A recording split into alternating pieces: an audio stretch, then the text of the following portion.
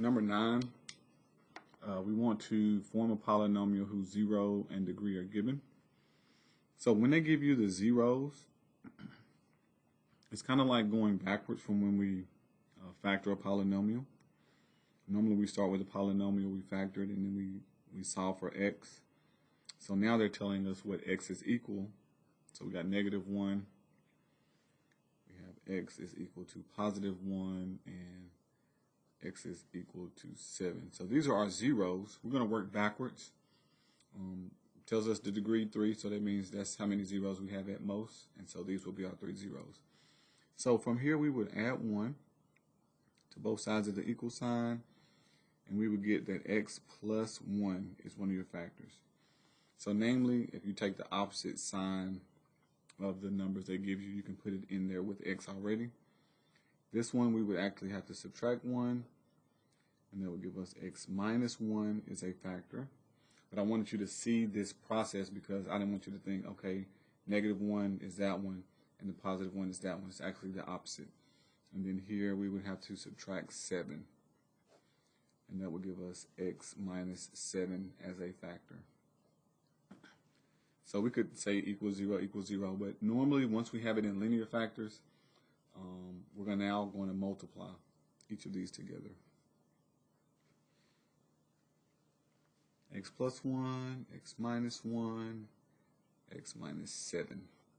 All right, so this is a difference of squares, so we can just apply that formula here to multiply these two together. And this is like y equals, or f of x equals x squared minus 1. That's the difference of squares formula. Bring down the x minus 7. And now we're going to distribute throughout the parentheses. So I'm going to do x squared times both, and then -1 times both. So x squared and x will give us x cubed. X squared minus 7 7x squared. -1 and x minus 1x, or just -x, -1 and -7, +7. So our polynomial of degree 3, which you can see, 3rd degree, is going to be the following. So we're going to input that here. X raised to the 3rd minus 7x raised to the 2nd minus x plus 7.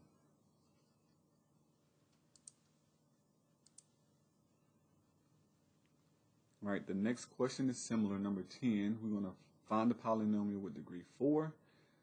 Zeros, -1, multiplicity 2, so that means you would use that twice, and 1 multiplicity 2, and then passes through this point.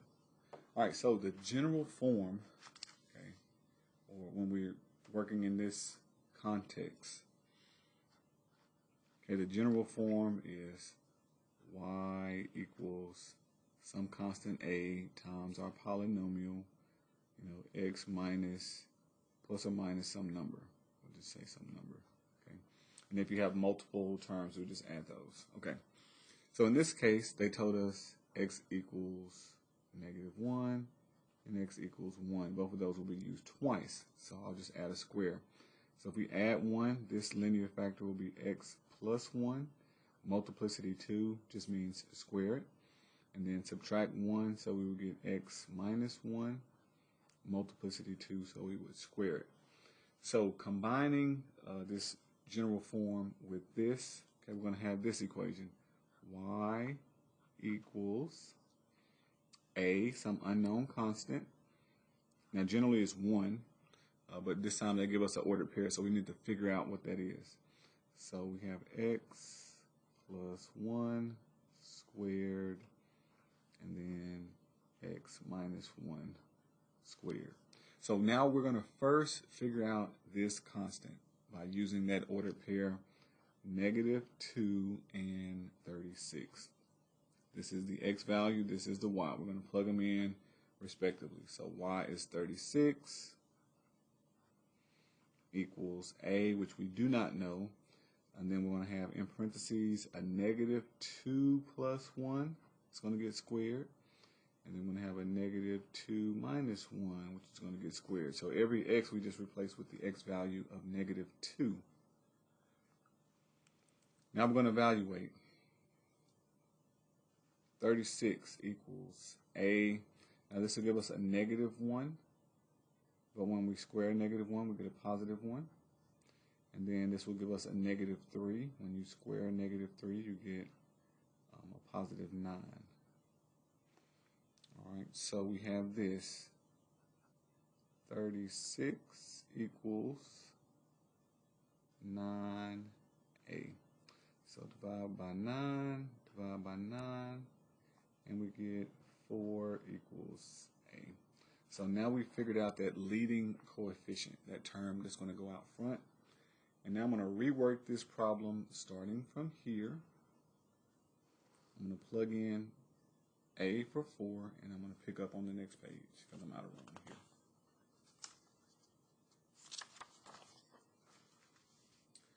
All right, so let's start over. We have y equals 4 in the place of a, x minus 1 squared, and x plus 1. The order that we put those in don't matter, because adding, or the order that you multiply doesn't matter. Okay, guess I switched the order up. All right, so I'm going to do that squared formula, all right, and simplify both of these. So we have y equals 4, and then we're going to do x squared, negative x times 2, negative 2x, and then square negative 1, you get a positive 1. So that's squaring this. Squaring this side, we would get x squared. 1 times x is 1x, but you got to double it, so plus 2x. And square that, we get a positive 1. All right, now we're going to FOIL this. So I'm going to distribute x squared throughout here, and then the 2x, and then the 1. I'm going to line up like terms and add them together. So x squared and x squared, x to the 4th. X squared and 2x will give us 2x to the 3rd. Positive. They're both positive. X squared and a positive 1 will give us just a positive x squared. All right, we're done with that one. Now negative 2x and x squared will give us a negative 2x cubed. Negative 2x and positive 2x will give us a negative 4x squared. Negative 2x and positive 1 will give us a negative 2x. And then 1 times each of these terms, so we just get x squared, 2x, and 1. All right, so we're going to combine like terms. So x to the 4th, that cancels, minus 2x squared, that cancels, plus 1. And then lastly, we have to distribute that 4 throughout. So we get y equals, as our final answer, 4x to the 4th minus 8x squared plus 4. So this would be our final answer. So we're going to input 4x raised to the 4th minus 8x raised to the 2nd plus 4.